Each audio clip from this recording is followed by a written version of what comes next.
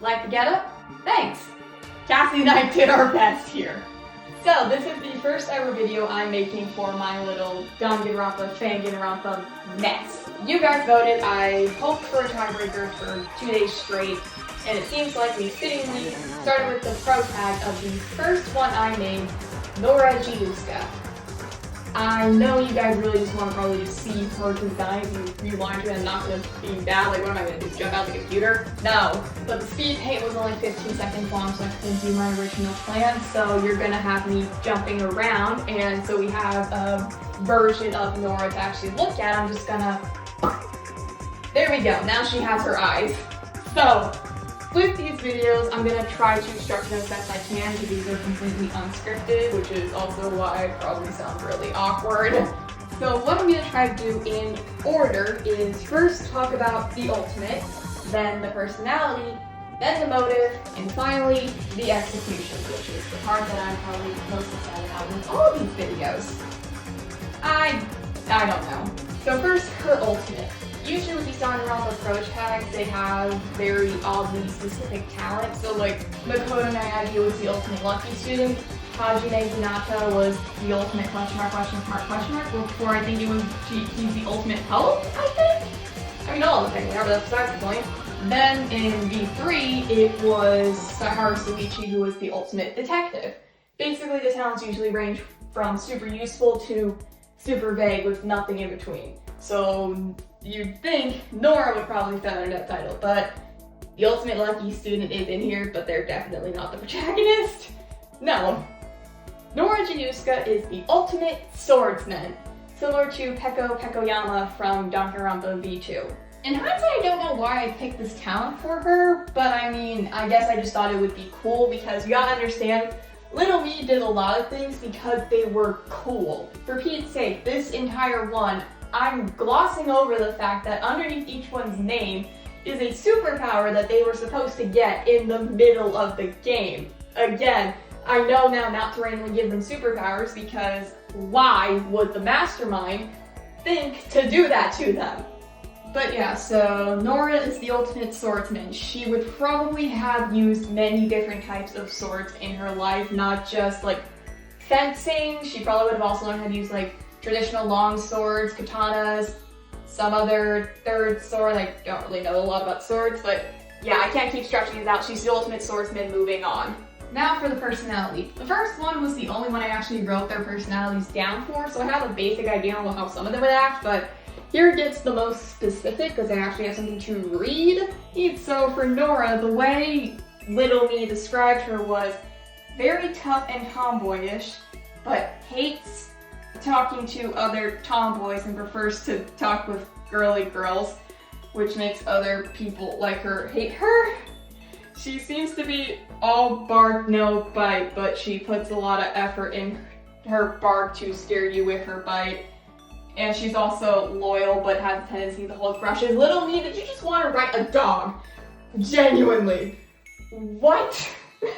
Like, I don't know why I did a lot of the things I did with the personality, but I mean, I guess we could keep her being like rugged, athletic, and tomboyish. Again, she's the ultimate swordsman. I might cut out the prejudice against tomboys because what was that all about? And that's what the all bark, her all bite mess. That might get rephrased to just her fighting words with words, but fists with fists, and usually winning with the fists. So moving on from that train wreck is her motive. Now each of the games had a different motive in mind. So for my first Dangan, it was secrets. For the second one, it was a lost memory. So basically it would have been removed out of their heads. Not seeing how that works. The third one would be a truth and a lie, which is basically a secret with more steps. And the third one would be a promise made for if they were able to escape. With Nora, she is the protagonist of the first game, so her secret would be that she almost killed someone by accidentally electrifying her sword. I think this came from the fact that at the time I read this book in my school's library called Foiled, and the main character described her foil as being electrified. So I thought, oh, okay, so fencers electrify their swords. Fencers technically swordsmen, so she probably would have used an electrified sword. That's not how that works in the slightest. Like, I don't know jack about fencing, but I don't think when they say electrify their swords, they mean they make it able to electrocute you. If anything, I think it would just be censored so they can't cheat and say, oh no, I didn't get hit. Yeah, you did. But her almost killing someone, or even actually killing someone, would actually be a perfect secret, because then the other people would not trust her because they would think, oh, she's just gonna kill us all because she already has blood on her hand. And they actually do stuff that's similar with a few of the other characters with secrets and whatnot, where they have also already gotten blood on their hands before this mess. So, the last piece, the moment we've all been waiting for, the execution. Now, back when I first did these, I just thought it had to be very elaborate deaths that related to their talent, but then I rewatched Celeste's execution and realized, wait a minute, this has something to do with gambling, and then started unraveling what's supposed to invoke despair. But I didn't realize that when I wrote Nora's execution, that or I just couldn't think of anything when the options were obvious. So let me just say what Nora's old execution would have been. Nora would have essentially been made into a sword. The mastermind, whose placeholder name will just be Jay, maybe because it was supposed to be Junko, but I didn't know she was dead. Did I mention I never actually played the game, I just like it? Anyway, so Jay would be asked by some unseen thing, probably a robot, for a sword. So she would walk over to a mold to make a sword with Nora trapped inside and would pour molten iron over her, make the sword with her body still inside and give it to them. Literally, why? Just why? Yeah, A for creativity. That is a neat execution concept, little neat, but glossing over the fact that this is just swords, it doesn't have anything to do with Nora herself. So here's what I thought of to basically personalize the execution a little more. Her secret's that she almost killed someone. I even could just go forward and say she actually killed somebody. She, on accident with her sword, it wouldn't be electrified anymore, but it would probably still done some damage.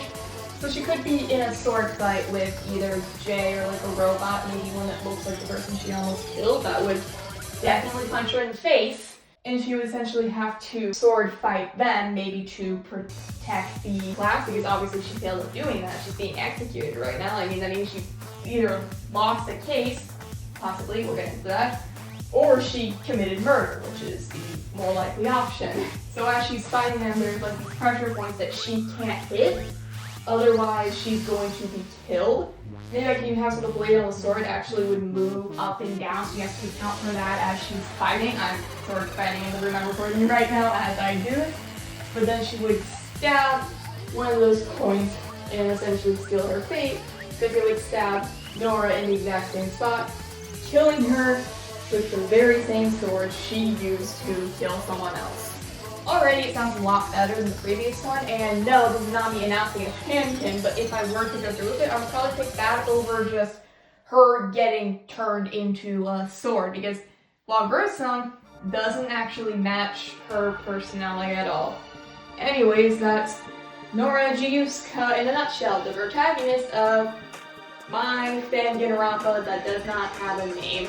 I'm going to close this out with the 15-second speak hit. If y'all have any ideas on how I can improve this test drive, essentially, because this is my first time doing something like this, I will be happy to hear that, because I refuse to script stuff that I definitely should script. So yeah, let's use these last 15 seconds to appreciate Nora's design.